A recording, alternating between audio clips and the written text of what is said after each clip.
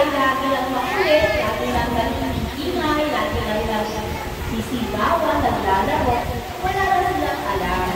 So lahat po sila ay may kanya-kanyang katangian na yun ang po ang ating i-recognize today. Yun po ang ating bibigyan ng pansin. Okay? So ngayon po, umpisahan na natin ang ating programa, which is simple lang po. No? So, para po dyan sa ating ating muna pong bigyan pansin yung mga katangian nila. So, since alam naman po nila lahat ang gagawin nila dahil pinag-practice na namin, ano po yung aming umpisahan na po namin yung aming programa.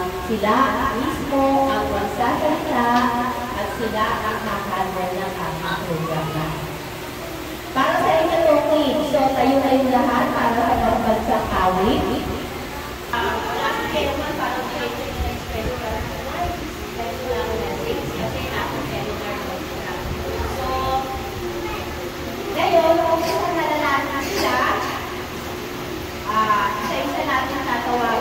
Isa-isa lang natin pupunta sa harapan para sabihin kung ano ang gusto nila maging paglaki nila. So, isahan natin kay Max, Lynn, Cabaro.